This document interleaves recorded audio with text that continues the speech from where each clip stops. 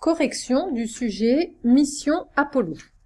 Donc, dans ce sujet-là, on vous demandait de vérifier que le système de production électrique et des réservoirs qui allaient partir dans le module Apollo étaient correctement proportionnés pour permettre le bon déroulement d'une mission de 14 jours pour un équipage de 3 astronautes. Donc, il fallait comprendre dans ce sujet-là que le module allait fonctionner grâce à des piles à combustible qui, elles, fonctionnent en consommant du dihydrogène et du dioxygène. Vous aviez les deux demi-équations. Donc, la première chose qu'on va faire, c'est écrire l'équation de la réaction entre le dioxygène et le dihydrogène, puisque c'est la réaction qui va permettre donc à la fois de produire de l'énergie, puisqu'il y a la circulation d'un courant électrique, et donc de fournir une puissance électrique, et à la fois de produire de l'H2O, donc de l'eau pour l'équipage.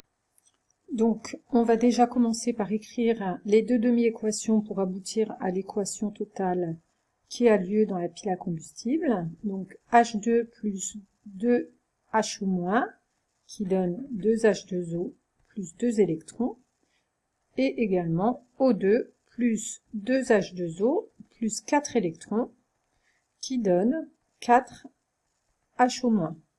On voit bien qu'en termes d'électrons, dans la première demi-équation, il n'y en a que 2, donc on va multiplier la première demi-équation par 2, et donc on obtient ici l'équation totale, 2H2 plus 4HO- plus O2 plus 2H2O plus 4 électrons, qui nous donnait 4H2O plus 4 électrons plus 4HO-. Donc il y a des choses qui se simplifient. Déjà 4 électrons, c'était voulu. H2O, j'en ai 2 ici, et ici il n'y en restera que 2. 4HO-, il n'y en a plus.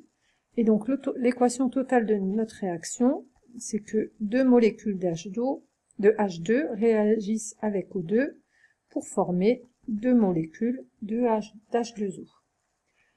On savait dans le sujet quelle était la quantité de départ de dihydrogène et de dioxygène.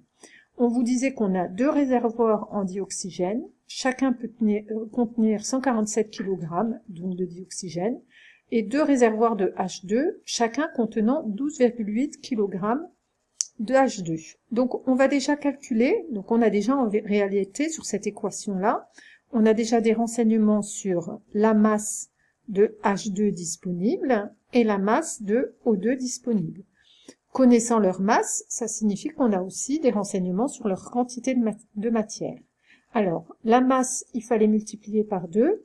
Pour H2, on trouvait 25,6 kg.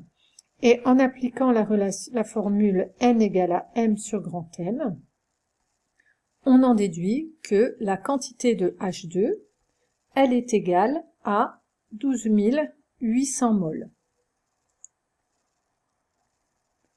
Pour O2, avec les 2 réservoirs, on avait une masse de O2 qui est égale à 294 kg, c'est-à-dire une quantité de matière de O2 de 9187,5 moles. Donc la première question qu'on peut se poser, c'est cette réaction, elle peut avoir lieu à partir du moment où les 2 réactifs sont en quantité suffisante, et puis il y a un des réactifs qui va être consommé avant l'autre. Donc on pouvait déterminer lequel des deux était le réactif limitant. Donc le réactif limitant,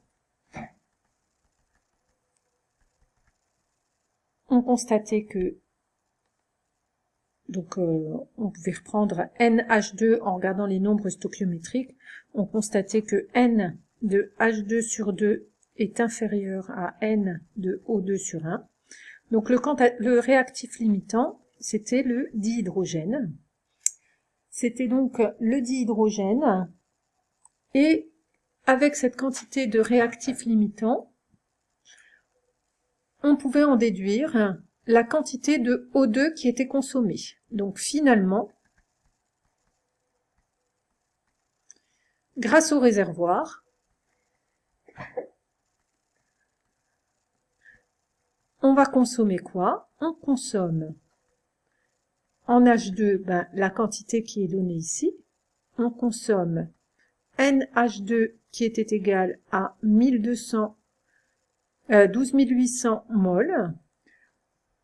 Et puis, on consomme une quantité de NO2 qui est égale à NH2 sur 2. Donc, tout ne sera pas consommé pour cette réaction.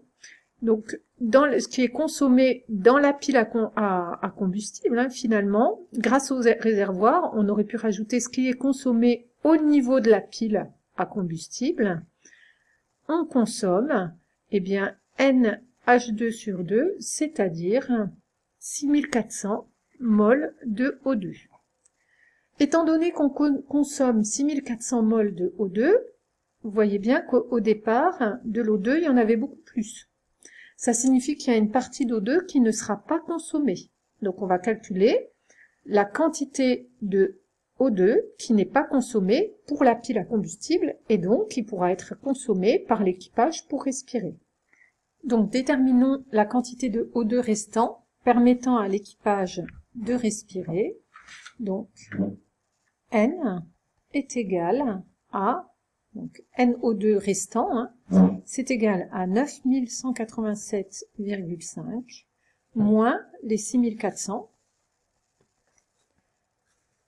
Et on trouve, et il reste 2787,5 moles pour l'équipage.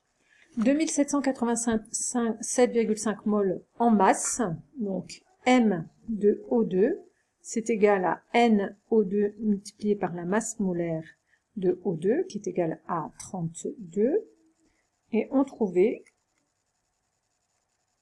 89 200 grammes, c'est-à-dire 89,2 kg.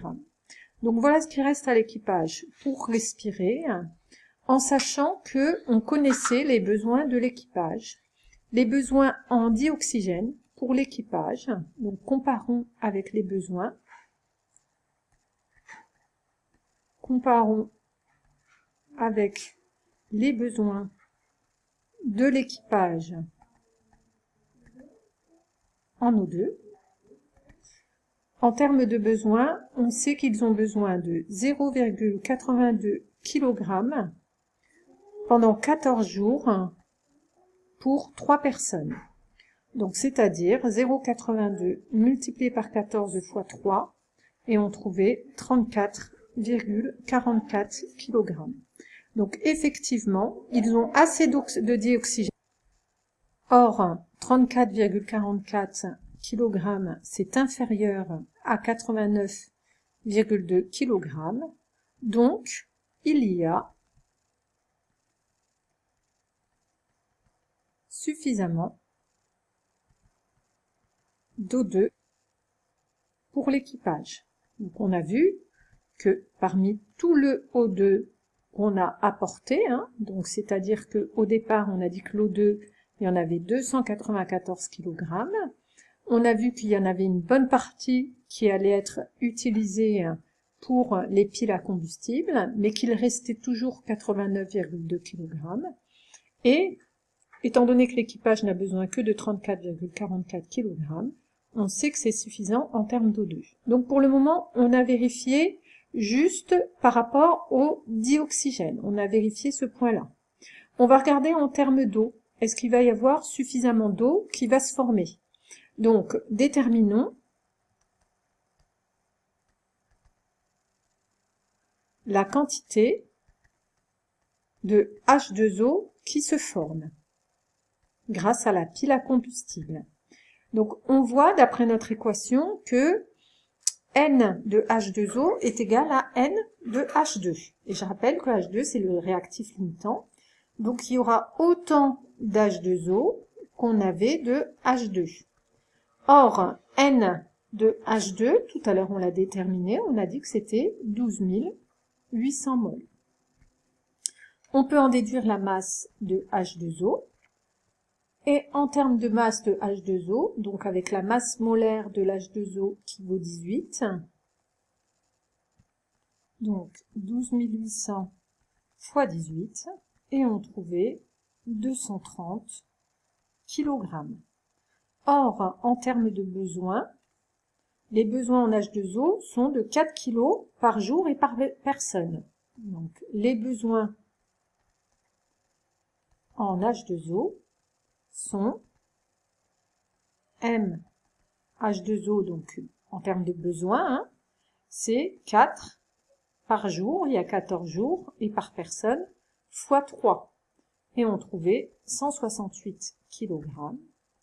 Or, 168 kg, eh bien, c'est inférieur à 230 kg, donc effectivement, il y aura assez d'eau qui va se former. Donc, il y a effectivement suffisamment d'eau qui se forme pour répondre aux besoins de l'équipage.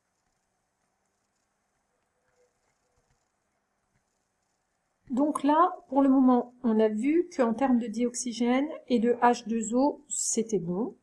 Il nous restait un dernier point à vérifier, c'est qu'il fallait également, donc si on reprend la question, hein, vérifier que le système de production électrique, donc on a également ce point-là à vérifier.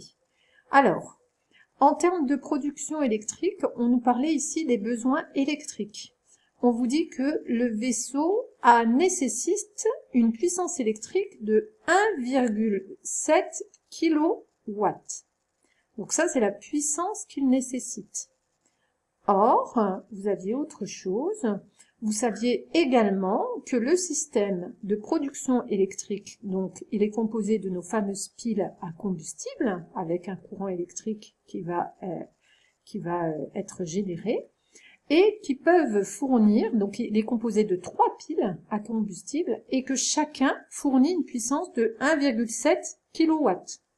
Donc le besoin, c'est que lui, pour fonctionner déjà, premièrement, c'est 1,70 kW, et nous, on a 3 fois 1,4 kW. Donc, vérifions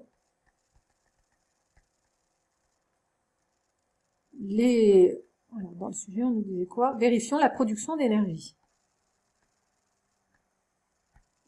La production d'énergie. Les 3 piles à combustible fournissent 3 fois 1,4 kWh, c'est-à-dire elles fournissent 4,2 kWh, donc ça c'est si elles fonctionnent hein, normalement. Or, le système a besoin de 1,7 kW. Donc, on a 4,2 kW qui est supérieur à 1,7 kW, donc c'est OK. De ce point de vue-là, si nos 3 piles fonctionnent correctement, on arrivera bien à fournir justement cette puissance électrique. Donc ça va être le premier point.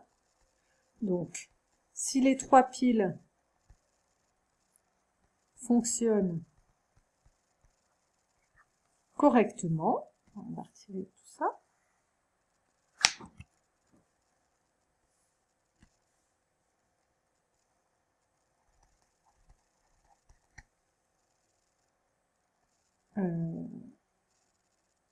Elles fourniront la puissance électrique nécessaire. Mais, et c'est là qu'il ne fallait pas oublier cette étape-là, c'est pas terminé. Il faut voir si on a suffisamment de dihydrogène pour produire justement cette électricité. Et là, on vous disait, le système électrique consomme 21 moles d'hydrogène pour produire 1 kWh pendant 1 heure. Donc c'est ce qu'on va voir dans la suite.